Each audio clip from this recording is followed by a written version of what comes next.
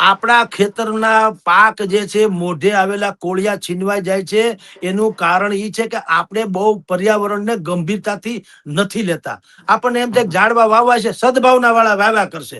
ખાલી પાક વીમો એમ કરીને સરકાર પાસેથી કટકટાવી લેવાની વાતો જે આપણે કરીએ છીએ, એનાથી એવું છે સરકાર કઈ જાદુગર નથી કે ટોપલામાંથી પૈસા ફુર કરીને કાઢ્યા કરે ને આપ્યા કરે. એ આલિયાની ટોપી માલિયા માથે ને આલિયો ઉગાડા માથે. એ તમને આપે તો મારી પાસે લે, મને આપે તો તમારી પાસે લે. વાત ઈનો ઈ છે ક્યાંય દળી દળીને ઢાંકણીમાં. શિયાળો, ઉનાળો ને ચોમાસું, પછી ચોથી ઋતુ હોય એવી રીતે હવે ત્રાટકી રહ્યું છે.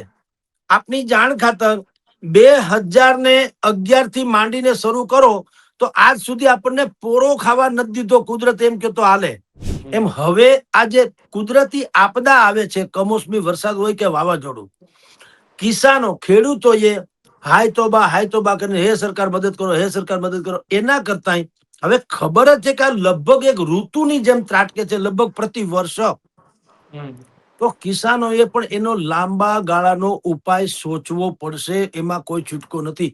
તો રાજ્ય સરકારે ડિઝાસ્ટર મેનેજમેન્ટને પણ કૃષિ વિભાગ જેટલી જ ગંભીરતાથી લેવું જોઈએ એમ કહું.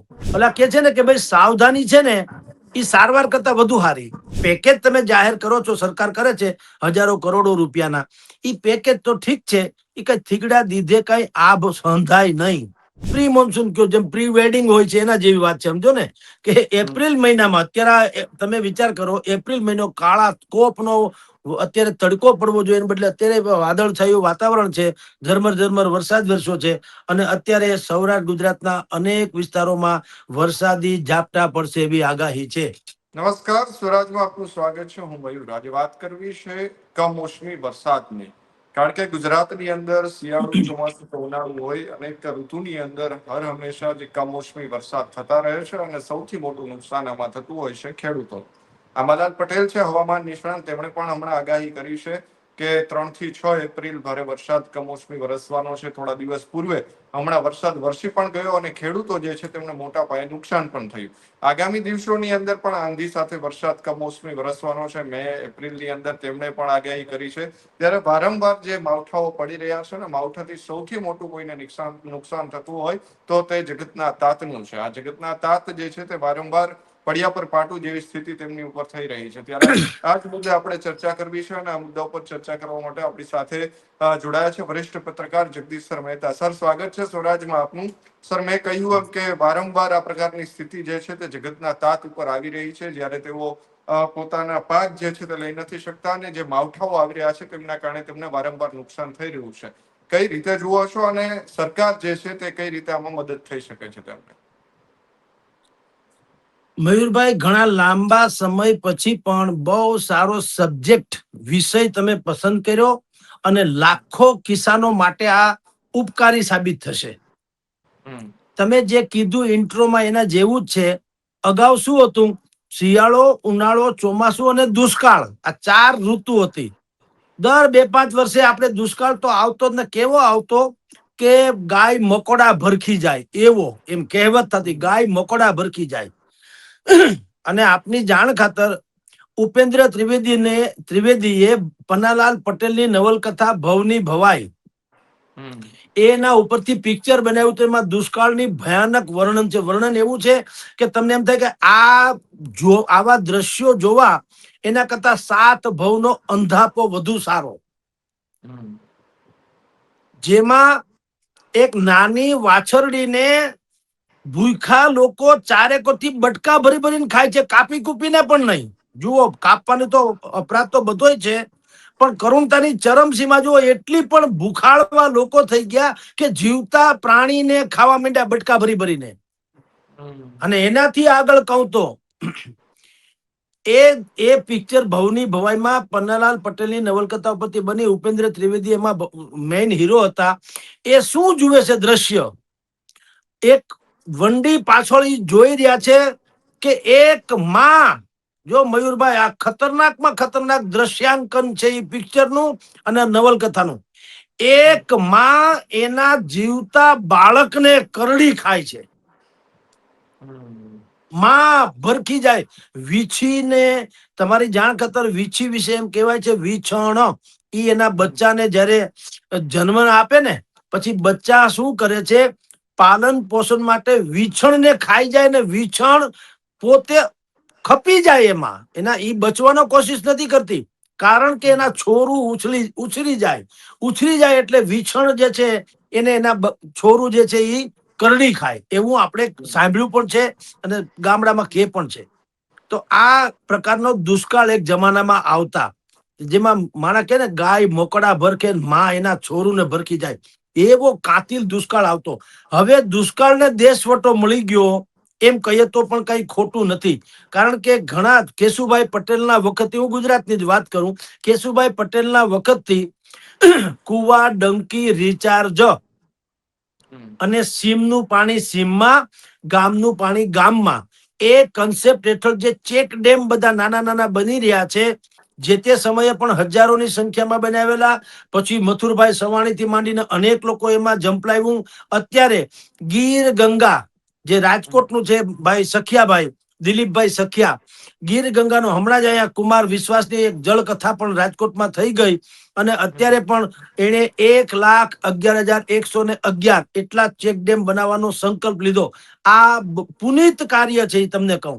આમાં દિલીપભાઈનું કે ગીર ગંગાનું ની, જનતાએ બિલકુલ સહયોગ આપવો જોઈએ. આપણે દાન ધર્મ, હમણાં ગઈકાલે હનુમાન જયંતિ ગઈ, બધાએ બુંદી ગાંઠિયા બધાએ ખવડાવ્યા, ઠીક છે, કઈ વાંધો નહીં, પણ જે ચેક ડેમ બંધાવા જેવા જે પુનિત કાર્યો છે, જે લાંબા ગાળા સુધી ખેડૂતોને આત્મનિર્ભર કરવામાં ખપ લાગે એમ છે, એવામાં પૈસા રોકવા જોઈએ, શ્રમદાન પણ કરવું જોઈએ.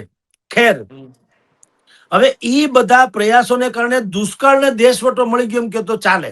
બાકીનું હતું એ નર્મદાની કેનાલે, સરકારે જે નર્મદા યોજના પરિપૂર્ણ કરી અને એની કેનાલ વાટે કચ્છ સુધી પાણી પહોંચ્યા. હવે સૌની યોજના પણ અત્યારે અમલમાં છે ગુજરાતમાં. આપણે જાણીએ છીએ નર્મદાનું પાણી અલગ અલગ બધી ડેમમાં ભરીને ડેમ છલકાવી દેવામાં આવે. રાજકોટમાં પણ આજી ડેમને અનેક વખત છલકાવવાનું આપણે બધાએ વાંચ્યું પણ છે, જાણ્યું પણ છે. એટલે હવે પાણી પ્રોબ્લેમ નથી રહ્યો. હવે જે પ્રોબ્લેમ છે એ કુદરતી બીજો થયો છે, વાવાઝોડા રૂપે, કમોસમી વરસાદ રૂપે. અને ઈ હવે એવી પેટર્ન બનતી જાય છે કે તમે જેમ કીધું તેમ શિયાળો, ઉનાળો ને ચોમાસું, પછી ચોથી ઋતુ હોય એવી રીતે હવે ઈ ત્રાટકી રહ્યું છે. આપની જાણ ખાતર 2011 થી માંડીને શરૂ કરો તો આજ સુધી આપણને પોરો ખાવા નથી દીધો કુદરત, એમ કે તો હાલે. 2011 કમોસમી વરસાદ માર્ચ મહિનામાં થયો તો સૌરાષ્ટ્ર અને ઉત્તર ગુજરાતમાં થયો. ઘઉં, જીરું અને રવિ પાકનો હોથ વાળી દીધો હતો. 2019માં મહાકાય વાવાઝોડું સમગ્ર ગુજરાતમાં ત્રાટક્યું હતું. એ પાછું લણની ટાણે, પાક જયારે લણવાની તૈયારી હતી ત્યારે ત્રાટક્યું હતું અને આપણો બધો સત્યાનાશ કરી ગયું હતું. 2020માં નિસર્ગ નામનું, નિસર્ગ નામનું વાવાઝોડાના નામ આ લોકો આપે છે અલગ અલગ. તો નિસર્ગ વાવાઝોડું ત્રાટક્યું હતું ઉત્તર ગુજરાત અને સૌરાષ્ટ્રમાં, અને વિશેષ કરીને કેરીનો પાક જેમ આ વખતે થયો એમ સોથ વળી ગયો હતો કેરીના પાકનો, તાલાળા, અમરેલી વગેરે પંથકમાં. 2021માં વળી પાછું તાઉતે નામનું વાવાઝોડું ત્રાટક્યું, મે મહિનામાં ત્રાટક્યું હતું, અને ગીર સોમનાથ થી માંડીને અમરેલી ને ભાવનગરમાં લાખો વૃક્ષોનો સોથ વાળી દીધો અને દરિયાકાંઠામાં મોટા ભાઈએ નુકસાન કર્યું હતું. 2023માં બીપરજોય નામનું વાવાઝોડું આવ્યું, બીપરજોય. હવે જૂન મહિનામાં આવ્યું હતું, તો આપણે બધા જાણીએ છીએ, કરા પડ્યા ના આન તેને. હવે એને પણ તમારી જાણ ખાતર બનાસકાંઠા થી માંડીને કચ્છ સુધીમાં ખારેક ને દાડેમ ને ઈ જે પાક લણવાની તૈયારીમાં હતો તે બીપરજોય ત્રાટકું ને સત્યાનાશ કરી નાખ્યું. 2024માં વળી પાછો કમોસમી વરસાદ થયો, માર્ચ મહિનામાં થયો ને ઓક્ટોબરમાં થયો, 2 વખત થયો. બોલો. અને સૌરાષ્ટ્રમાં એટલું નુકસાન કર કે જીરુનો પાક જે હતો, લસણનો પાક હતો, એનો હોથ વાળી દીધો.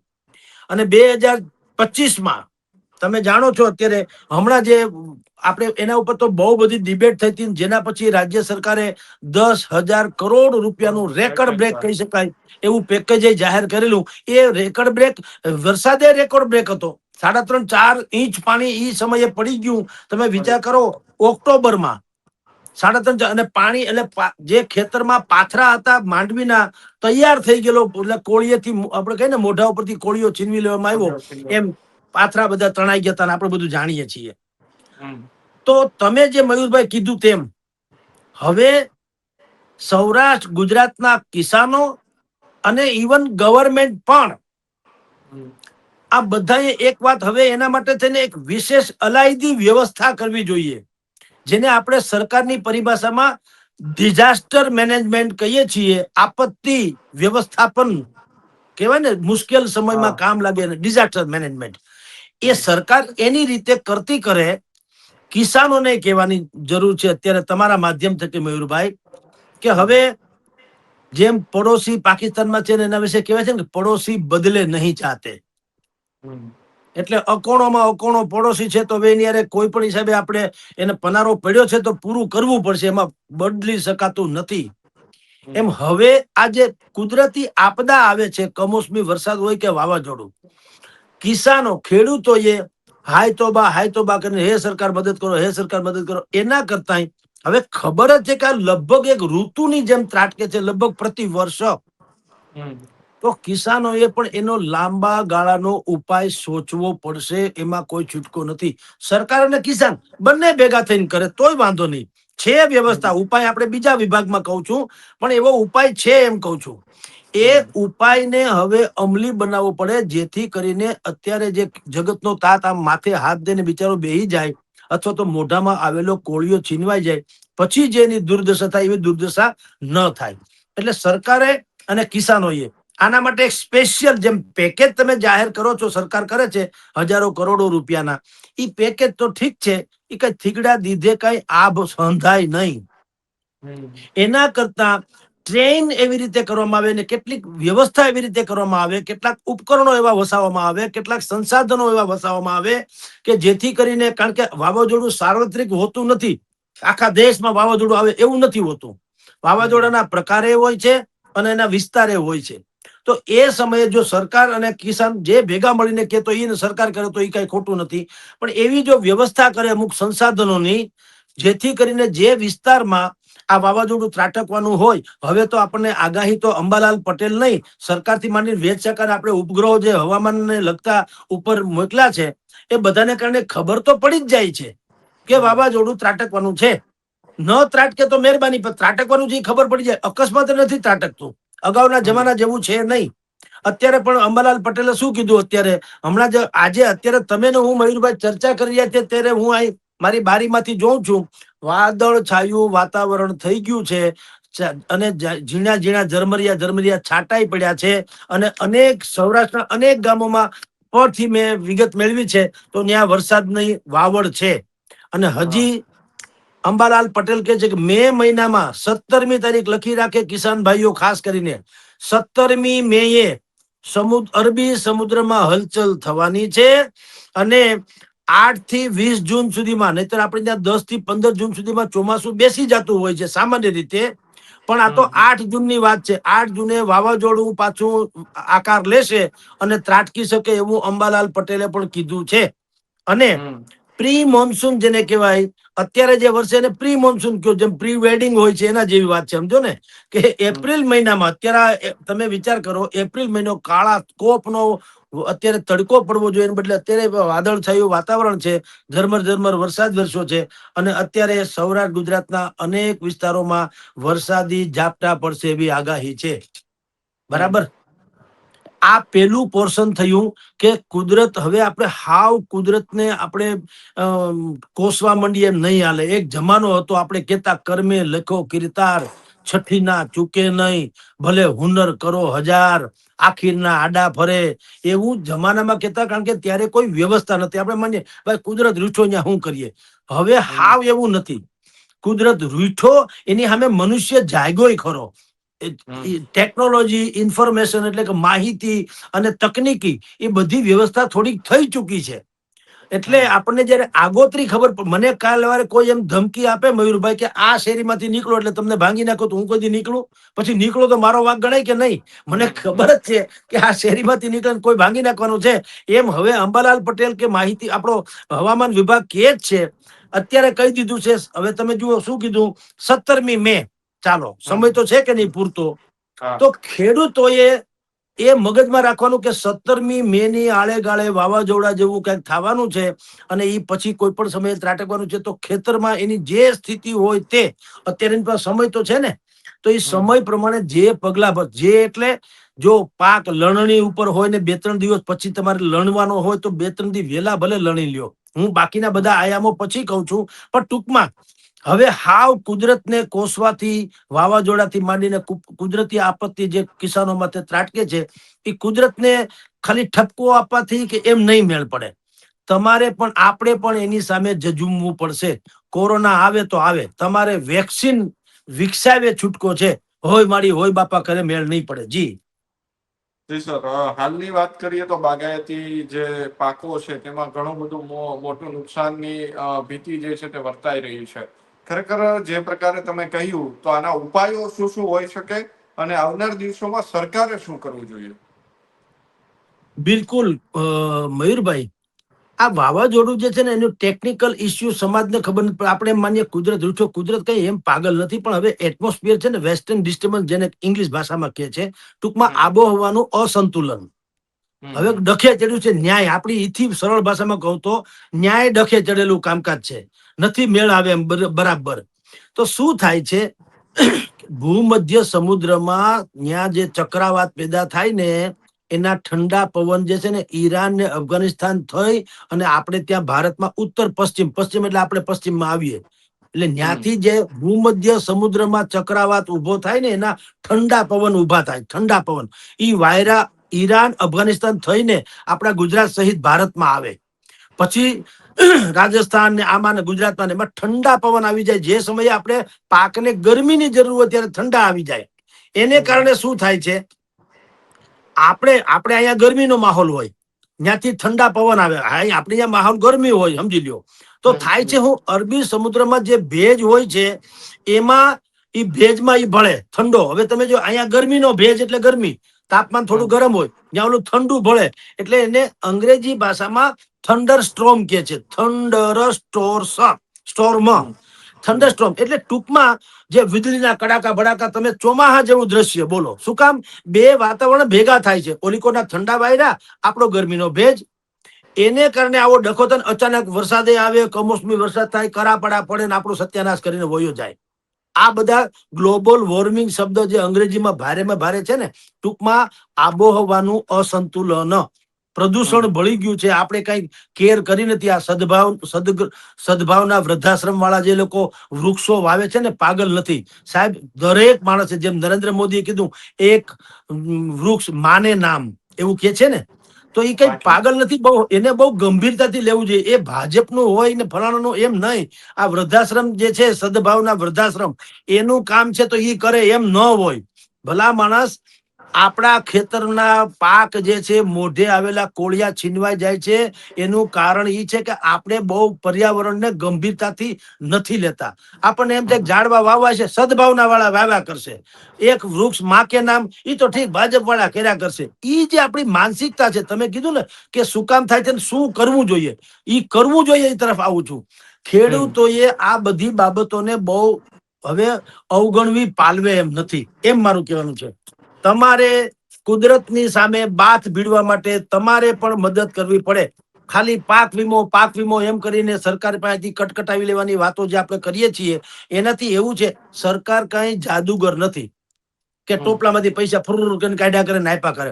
એ આલિયાની ટોપી માલિયા માથે ને આલિયો ઉગાડા માથે, એ તમને આપે મારી પાસે લે, મને આપે તમારી પાસે લે. વાત ઈનો ઈ છે, ક્યાંય દળી દળીને ઢાંકણીમાં.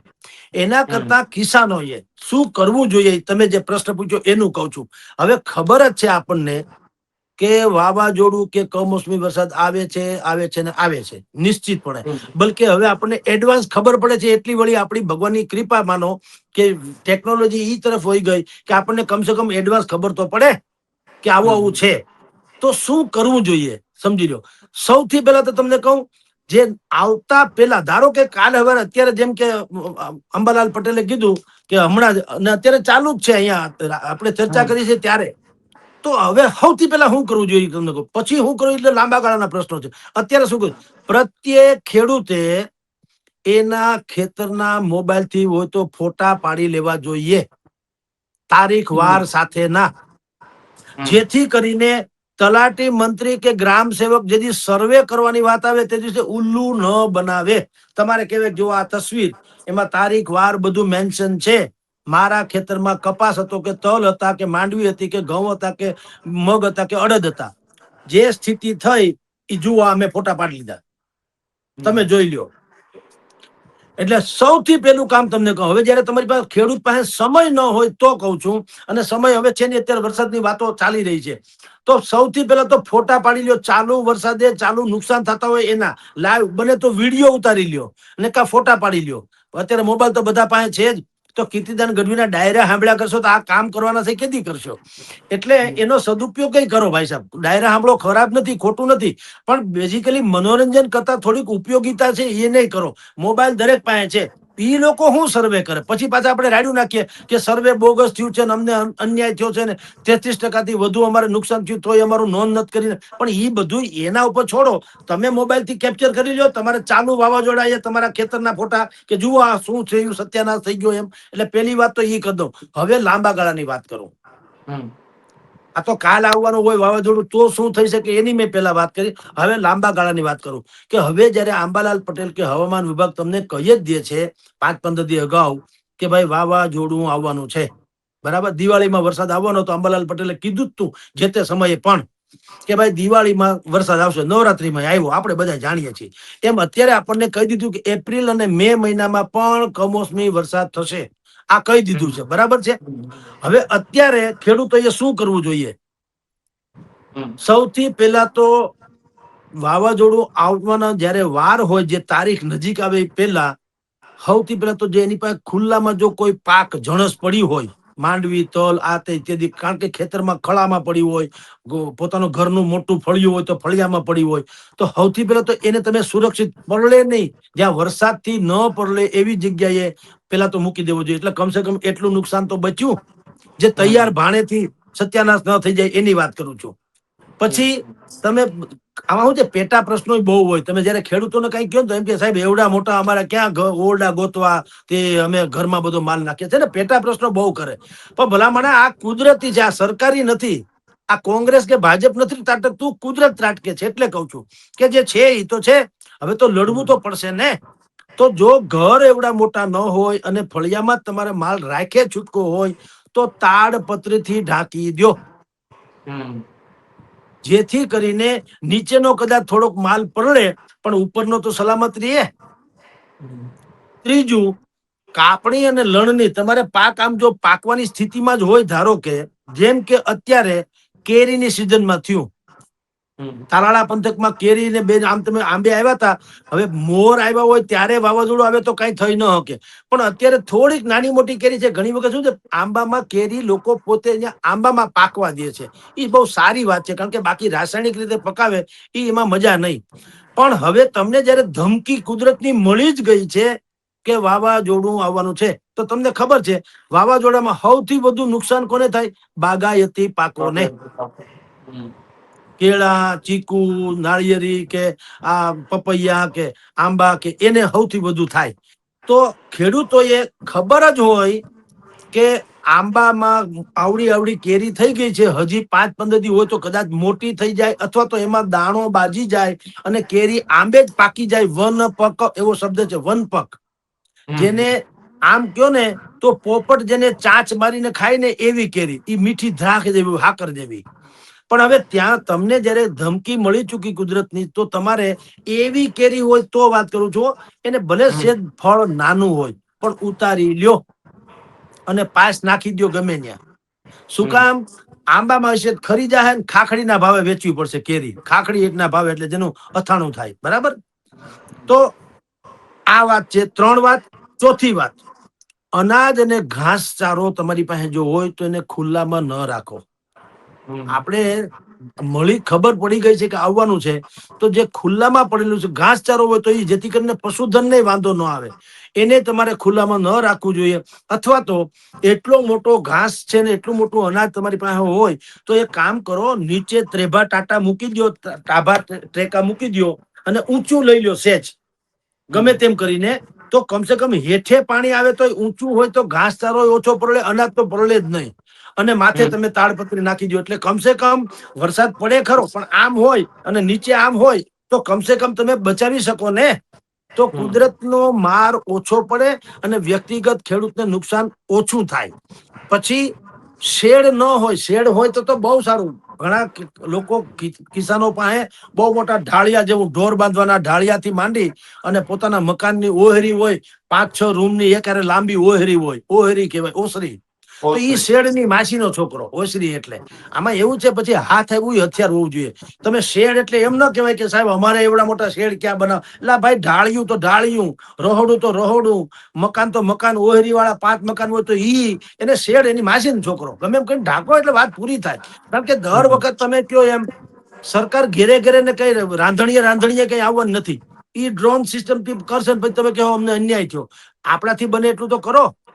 એટલે જે તમને વાવાઝોડું આવવાનું કારણે કીધું, એનું મારણે કીધું. હવે બાગાયતી પાકો જે સૌથી વધુ નુકસાન પામે છે મયુરભાઈ, એમાં શું છે, આંબા, પપૈયા, ચીકુડી, દાડમ, આવા જે કેળા એટલે કે કેળ. તો ખેડૂતોએ શું કરવું જોઈએ? આપણે ત્યાં મોટા ભાગની જમીન છે ને, આપણે બીજાને વાવવા આપી દે છે. ગોધરા પંચમહાલ બાજુથી લોકો આવે છે ને, એ વાવે છે. એટલે આપણા જે ખેડૂતોની મોનિટરની જેમ અથવા તો શેઠિયાની જેમ આટાબાટા મારે છે અને જુએ છે. કાં ભાગ આપવાની વાત થઈ ગઈ હોય, અમુક ટકા મારા ને અમુક ટકા તારા, જેને નીતિ નિયમ પડે એ. એટલે બહુ લોકો કાળજી નથી કરતા. જે ખરેખર છોકરાની કાળજી આપણે કરીએ ને, એવી રીતે કાળજી કરવી જોઈએ. બાગાયતી પાકો જેની નાળિયેરી, કેળા, પપૈયા, ચીકુ, દાડમ ઇત્યાદિ જે વાવતા હોય, એને શું કરવું જોઈએ? એને ખબર જ છે કે વાવાઝોડું આવવાનું છે, તો આ બાગાયતી પાકોના મૂળિયા છે ને, ઈ બહુ મજબૂત ન હોય. કારણ કે ચારેક વાર ફળ આવે ને એટલે ઝૂકી જતી હોય ડાળીઓ. તો સૌથી પહેલા એને ટેકા આપી દેવા જોઈએ, બને એટલા ટેકા આપો. એટલે વાવાઝોડાને કારણે બહુ આમ લચકમચક ન થાય અને ફળ ફળાદી ટકી દે અથવા તો ઓછા ખરે કમસે કમ. એટલે ટેકા એક તો આપી દેવા જોઈએ. બીજું, તમને ખબર જ હોય કે દાડમડી છે કે ચીકુડી છે કે આંબો છે કે બીજી કોઈ કેળા છે, એમાં જે વધારાના પાંદડા કે વધારાની ડાળખી જે ખાલી વજન જ કરે છે, અને વાવાઝોડું આવે ત્યારે વજનને કારણે એ આખા મૂળિયા હોતું ઊંધું નાખી દે એવી સ્થિતિમાં હોય, જે બિનજરૂરી છે, એને કાપી નાખો. એટલે કમસે કમ એ બાગાયતી છોડ જે છે એ બિલકુલ વ્યવસ્થિત, જેટલું ઉપયોગી છે એટલું જ રાખો. બાકીનું કાપી નાખો, એ તો ખોળા હે પાછું. પણ વધારે પડતું વજન જે છે ને, આપણે કે મકાન એના ભારે ભાંગી ગયું, ઘણી નથી કહેતા ખખડધજ મકાન જે છે ને, પછી કે છે ને એના ભારે ભાંગી ગયું. શું કામ? કે તમે એમને જીર્ણ શીર્ણ હાલતમાં રહેવા દીધું. એકાદો પવનનો ઝોકો આવ્યો એટલે અમથું ખળબળી ગયું હોય. એમાં કેળા હોય, ચીકુડી, બદામડી, દાડમડી કે જે કઈ આંબા ઇત્યાદિ હોય, તમને એમ લાગે કે આ વધારે પડતી વજનદાર ડાળ છે જેની કોઈ ઉપયોગી નથી, તો એવી ડાળોને પણ તમારે કાપી લેવી જોઈએ. પછી 2-4 દિવસ વહેલું તો વહેલું, પણ જેટલા ફળ હોય, ઉતરે એવા હોય એટલા કમસે કમ ઉતારી લેવા જોઈએ. કારણ કે બધા જ વૃક્ષમાં જેટલા ફળ લાગ્યા હોય ને, એ બધા કાચા ના હોય. અમુક જગ્યાએ જ્યાં આંબી હકતા ન હોય ને, ત્યાં તો એ વનપક થઈ ગયા હોય, બાકીના થોડાક નાના હોય. આંબામાં પણ એવું હોય, ઉપરના અને વચ્ચેના ભાગમાં મોટી મોટી કેરી હોય, નીચેના ભાગમાં તમે જ્યાં રોજ આમતા કારવતા હોય કે ઓછું પાણી પડે ત્યાં ખાખડી જેવું હોય. તો જે ફળ ફળાદી પાકવા યોગ્ય છે અથવા તો પાકી શકાય એમ હોય અને વેચી શકાય એમ હોય, એવા કમસે કમ બને એટલા ઉતારી લેવા જોઈએ. ચોથું પાંચમું કારણ, પછી પાણી આપવાનું બંધ કરવાનું તાજેતરમાં. કારણ કે વાવાઝોડું પાણી આપો ને એટલે જમીન પોચી થઈ જાય. જમીન પોચી થાય એટલે મૂળિયા હચમચી જાય. હવે એને થોડો પવનનો વાયડો આમ આવે તો ઢળી જાય. એના કરતા મજબૂત હોય એના મૂળિયા, તો પાણી હમણાં ન પાવ એટલે એ મજબૂતીથી કમસે કમ પકડી રાખે જે તે ફળ ફળાદી ઝાડને. એટલે એ પણ એક એમાંનો ઉપાય છે. દવા બવા તમે છાંટતા હો, સારા ફળ પાકે. દવા ન છાંટવી, કારણ કે વાવાઝોડું આવશે, વરસાદ આવશે, તણાઈ જાય ને, તમારા પૈસા તો નુકસાનમાં જાય ને. ત્યારે દવા પણ છાંટવી ન જોઈએ. અને બાકી તો તમારા પોતાના એટલે કે ખેડૂતોના જીવ બચાવવા માટે જયારે આવું થાય, વાવાઝોડા થઈ જાય, તમે આટલી બધી કેર કરી હોય, પછી તમારે ફોટા પાડવા કે જોવા જવું હોય ને ખેતરમાં, તો પણ ટ્રાન્સફોર્મર હોય કે ખુલ્લા વીજળીના તાર હોય કે ન્યા નહીં ઉભવાનું. નહીતર પાક બચી જાય ને આપણે રદડી જાહું. એટલે એવું ન થાય. એટલે ફોટા પણ એવી જગ્યાએથી પાડવા જ્યાં ટ્રાન્સફોર્મર બાજુમાં ન હોય કે વીજળીના ખુલ્લા તાર ન હોય. આમ મેં તમને મયુરભાઈ કીધું કે વાવાઝોડા થવાના કારણો અને એના મારણ, એનું મારણ શું, હવે કેમાંથી કઈ રીતે બચી શકાય, આ બે વાત મેં આપને કીધી. હવે ત્રીજી વાત કરું, સરકારે શું કરવું જોઈએ? કારણ કે આપની જાણ ખાતર મયુરભાઈ, આપણે ત્યાં ડિઝાસ્ટર મેનેજમેન્ટ નામનો એક વ્યવસ્થા છે, ડિઝાસ્ટર મેનેજમેન્ટ. અને ડિઝાસ્ટર મેનેજમેન્ટ જે છે એ અત્યારે શું થાય છે, અત્યારે બે રીતે ડિઝાસ્ટર મેનેજમેન્ટ જ્યારે વ્યવસ્થા થાય છે. એક છે મહેસૂલ વિભાગ, એનું કામ છે કાંઈ પણ તૂટી ફૂટી જાય તો ઈ સર્વે કરે, ડિઝાસ્ટર મેનેજમેન્ટને કારણે સર્વે કરીને રાહત આપી દે. પણ આફત ન થાય એના માટે જે યંત્રો વસાવવાના છે એમાં, અને સાધનો વસાવવાના છે એમાં બહુ મોટો ખર્ચો આપણે હજી કરતા નથી. એટલે કે ડિઝાસ્ટર મેનેજમેન્ટ હજી આપણે બહુ ગંભીરતાથી નથી લીધું એમ કે તો હાલે. કારણ કે આપણે બધા એમ માનીએ છીએ કે આ તો કુદરત ક્યારેક જ કોપ કરે, જેમ કે કચ્છમાં ભૂકંપ આવે તો રોજ ભૂકંપ નથી આવવાનો એમ માનીને આપણે સિસ્મોલોજીકલ જે કહેવાય છે સિસ્ટમ એ બહુ ઊભી નથી કરતા. તાણે બોલ્યા હતા, પછી ભાવનગર થી માંડીને કચ્છમાં બહુ મોટા ભૂકંપો આવ્યા ત્યારે કહેતા સિસ્મોલોજીકલ લેબોરેટરી ઊભી કરશું ને એના સાધનો વસાવશું ને આપણે એલાર્મ સિસ્ટમ કરી દેશું અને ભૂકંપ આવે તો આપણને ખબર પડે. પણ પછી હું થયું રાજા રામ જાણે. આપણે આંચકા અનુભવીએ છીએ, કોઈ સિસ્ટમ અનુભવી નથી. આંચકા અનુભવ્યા, સિસ્ટમ નથી અનુભવી. તો રાજ્ય સરકારે ડિઝાસ્ટર મેનેજમેન્ટને પણ કૃષિ વિભાગ જેટલી જ ગંભીરતાથી લેવું જોઈએ એમ કહું. કૃષિ વિભાગમાં જેટલી આપણે આમ થાય, તમે જયારે સત્યના થાય પછી કેમ 10,000 કરોડ રૂપિયાનું પેકેજ જાહેર કરવું પડ્યું કે નહીં? તો 10,000 કરોડ રૂપિયાની સિસ્ટમ વસાવી હોય તો ફેર પડે કે નહીં? કે તમને પેલા જ કહી દઈએ, ટૂંકમાં ઓલા કે છે ને કે ભાઈ સાવધાની છે ને એ સારવાર કરતા વધુ સારી. કાંઈક પણ નુકસાન થઈ જાય પછી સારવાર લેવી એના કરતા સાવધાની થઈ જાય તો નુકસાન જ ન થાય. એટલે આપણે અત્યારે બે પ્રકારના, એક મહેસૂલ વિભાગ છે અને બીજું છે ગુજરાત આપત્તિ વ્યવસ્થાપન સત્તા મંડળ, આવું નામ છે, જેને ઇંગ્લિશમાં GJDMR એવું કહેવાય છે. આ બે વિભાગ ગુજરાત સરકારના છે જે આપત્તિ વ્યવસ્થાપન, એટલે કુદરતી આવો ડખો થાય ને તો એ બધું કામે લાગે ને કરે, બરાબર. અને વધારે બહુ જરૂર પડે તો NDRF કેન્દ્ર પાસેથી મદદ માંગે કે ભાઈ અમારી ત્યાં બહુ મોટો ડખો થયો છે તમે અમને કંઈક મદદ કરો. પણ હાવ સાચી વાત એ છે કે આ બધું તો છે ને આ મર્યા પછીના છાજિયા કૂટવા જેવું છે, એનો કોઈ મતલબ નથી. છાતી કૂટે મળદા બેઠા થાય નહીં.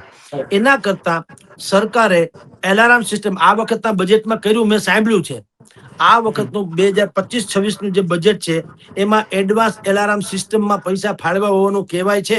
પણ એ સિસ્ટમ વિશે હજી કોઈને ખબર, મેં કંઈ સાંભળ્યું નથી, કોઈ પ્રજાને લગભગ ખબર નથી કે શું કર્યું શું નહીં. આપણે ઉપગ્રહો પણ એટલા બધા મોકલ્યા છે જેને વેધ શાખાને લાગતા વળગતા. એક જમાનામાં તો એક ઉપગ્રહ મોકલ્યો હતો ત્યારે એવો દાવો પણ કરવામાં આવ્યો હતો વૈજ્ઞાનિકો દ્વારા પણ કે હવેથી ભૂકંપ પણ થશે. એ તો છોડો, પાકિસ્તાન થી પણ કોઈ આપણી પાસે ત્રાટકવાના હોય માની લ્યો તોય આપણે સીસીટીવી કેમેરાની જેમ એની આપણને ગતિવિધિની ખબર પડી જાય. પણ હજી સુધી પુલવામા સુધી તો આપણે એને કઈ અસર થઈ એમ લાગતું નથી. તો સરકારે એક, મારી દ્રષ્ટિએ તો કહું ને, એક આખું ડિપાર્ટમેન્ટ જ ઊભું કરવું જોઈએ. ડિઝાસ્ટર મેનેજમેન્ટ ને એક ડિપાર્ટમેન્ટ આખું, એક ફલાણા મહેસૂલ વિભાગના અંતર્ગત નહીં, આખું ખાતું, જેમ નાણાં વિભાગ છે, મહેસૂલ વિભાગ છે, ગૃહ વિભાગ છે, એમ એક ડિઝાસ્ટર વિભાગ સમજી લો, એનો એક મિનિસ્ટર હોવો જોઈએ. કારણ શું છે કે હવે કાંઈ ને કાંઈ તો થયા જ કરે છે. આગ લાગી જાય છે, ભૂકંપના આંચકા આવી જાય છે, કુદરતી મોસમી વરસાદ થઈ જાય છે, બધું થાય છે. તો ડિઝાસ્ટર મેનેજમેન્ટ ઊભું કરવું જોઈએ અને સંસાધનો વસાવવા જોઈએ. એ સંસાધનો હોય, જેમ કે મેં તમને, હવે લોકો કે શું સંસાધનો, દાખલા તરીકે તાડપત્રી બધા પાસે ન હોય, ખેડૂતો પાસે કે એવડી એવડી તાડપત્રી ન હોય દાખલા તરીકે. પછી નીચે મૂકવાના તાત્કાલિક પ્લેટફોર્મ જેવું બની જાય ને ઉપર તમે ઘઉં બાજરો મૂકી શકો એવું પણ ન હોય, બે ઘડી માની લ્યો. તો સરકારે શું કરવું જોઈએ, કેન્દ્ર લેવલે કહું છું, કારણ કે આખા ભારતમાં એક અરે વાવાઝોડા ત્રાટકે એવું ન હોય. આસામમાં ત્રાટકે તો અહીંયા ન હોય, અહીંયા ત્રાટકે તો ઓલીકોર ન હોય, એવું બધું હોય છે. તો એ ભલે ની હેરફેર કરે, એ નહીં વપરાય તો ખરું. જેમ મંડપ સર્વિસ વાળા ભારતીય જનતા પાર્ટીની સભા હોય તો ડોમ બનાવી દે, કોંગ્રેસની હોય તો ડોમ બનાવી દે, આમ આદમીની હોય તો ડોમ બનાવી, એ તો બનાવે જ છે ને. ભાષણ કરનારા જુદા, પણ વ્યવસ્થા તો ઈનો ઈ ને, માઇક ઈનો ઈ, મંચ નો ઈ, ખુરશી નો ઈ, સોફા નો ઈ, કામ તો લાગે છે ને. એવી રીતે કેન્દ્ર સરકારે રાજ્ય સરકારને મદદ લઈને એવું એક વ્યવસ્થાપક તંત્ર કે એની પાસે બધા ઉપકરણો હોય અને ઈ ઉપકરણો તૈયાર રાખી અને જ્યારે પણ વાવાઝોડું થાય એની એડવાન્સ ખબર પડી જાય કે ભાઈ અત્યારે જેમ ખબર પડી કે 17મી મે આસપાસ ગુજરાતમાં અમુક કાંઠાળ વિસ્તારમાં વાવાઝોડું ત્રાટકવાનું છે, તો આ બધું સાહિત્ય જે છે આખા દેશનું એ ત્યાં ખેડૂતો પાસે જાય, ખેતરે ખેતરે જ્યાં નીચાણવાળા હોય, જ્યાં તૂટે ફૂટે એમ લાગે, જ્યાં 33% થી વધુ નુકસાન થાય એવું લાગતું હોય, ત્યાં આ બધી વસ્તુ ફાળવવી જોઈએ. આલ્યો ભાઈ ઢાંકી દો પતરાવળીથી, આમ તેમ આ તાડપત્રીથી ઢાંકી દો, આ તમે ઊંચું લઈ લો, ઘાસ ચારાને આમ કરી નાખો, શેડ બનાવી નાખો, ફલાણું કરી નાખો, ત્રાભા ટેકા મૂકી દો બાગાયતી પાકોમાં, તમારો ઘાસચારો અહીંયા મૂકી દો, અમારા વેર હાઉસીસ છે ત્યાં મૂકી દો. આ બધી તાત્કાલિક યુદ્ધના ધોરણે ખેડૂતોને કહેવું જોઈએ, જેથી શું થાય કે ઓલું ત્રાટકે પણ ખરું ધારો કે વાવાઝોડું, તો પણ નહિવત નુકસાન થાય અથવા તો ઓછું તો થાય કમસે કમ. એટલે આ પ્રમાણે, અને એમાં ખેડૂતોએ પણ ભરપૂર જેને કહી શકાય એવો સહકાર આપવો જોઈએ સરકારી તંત્રને. જો સરકારી તંત્રને મેં કીધું ખાલી એના ઉપર આક્ષેપો કરવાથી આપણું ભલું નહીં થાય. થોડોક આવી સરકાર આવી તૈયારી દાખવે તો એને થોડોક સપોર્ટ કરો, જેથી કરીને બધા એક અકેલા થક જાયેગા મિલકર સાથ બડાના, સાથી હાથ બડાના એમ કે છે ને, એના જેવું બધા ભેગા થઈને. કારણ કે આપણો શત્રુ અથવા તો આપણી ઉપર જુલમ છે એ કુદરતનો છે, કોઈ છગન મગનભાઈ નો કે કોઈ XYZ પક્ષનો કે કોઈ ધર્મનો કે પ્રાંતનો કે જ્ઞાતિનો નથી. કુદરતનો જે કોપ છે, તો મનુષ્ય બધાએ ભેગા થઈને કુદરતની સામે લડવું જોઈએ. જેમ કૃષ્ણ ભગવાને ટચલી આંગળીએ ગોર્ધન પોતે ઉપાડી જ શકતા હતા, તો જ એને ગોર્ધન તોડ્યો હોય ને, પણ એને ગોવાળિયાને શું કીધું, તમે લાકડીના ટેકા આપો, નહીતર એના ટેકાને કાંઈ મતલબ નતો. જો જે માણસ ગોર્ધનને ઉપાડવાનું પેલા વિચારે એ જ મહાન માણસ કહેવાય. કોઈને વિચારે ન આવે કે પર્વત તોડાતા છે, પણ એ વિચાર કર્યો અર્થ એમ છે કે આ મહાપુરુષ છે, એ તો કોઈ શંકા નથી. તેમ છતાં એને સબકા સાથ તમે ટેકો આપો. એમ આવા કેસમાં પણ જો વાવાઝોડું ત્રાટકવાનું હોય તો સરકારે એક આખું અલાયદું સાધન સામગ્રી સહિતનું એક આખું મેકેનિઝમ ઊભું કરવું જોઈએ. અને ખેડૂતોને ત્યાં જે મામલતદાર ને તલાટી મંત્રી ને ગ્રામ સેવક ના બધા છે, એ શેના માટે છે? પછી સર્વે કરો એનો શું મતલબ? એડવાન્સ એને કામે લગાડવા જોઈએ. અને ઘરે ઘરે, ગામડે ગામડે, ખેતરે ખેતરે એવી વ્યવસ્થા કરવી જોઈએ કે કમસે કમ ઓછામાં ઓછું નુકસાન થાય. જી મયુરભાઈ. સર, ખૂબ ખૂબ આભાર. જે તમે વાત કરી કે જે આપણે કમોસમી વરસાદ વરસી રહ્યા છે, અવારનવાર આ પ્રકારની સ્થિતિઓ થઈ રહી છે, તેમાં કેવા પ્રકારના ઉપાયો ખેડૂતો માટે અને સરકારે શું કરવું જોઈએ, તે ખૂબ સચોટ વિશ્લેષણ કર્યું, તે માટે ખૂબ ખૂબ આભાર. જી નમસ્કાર. નમસ્કાર.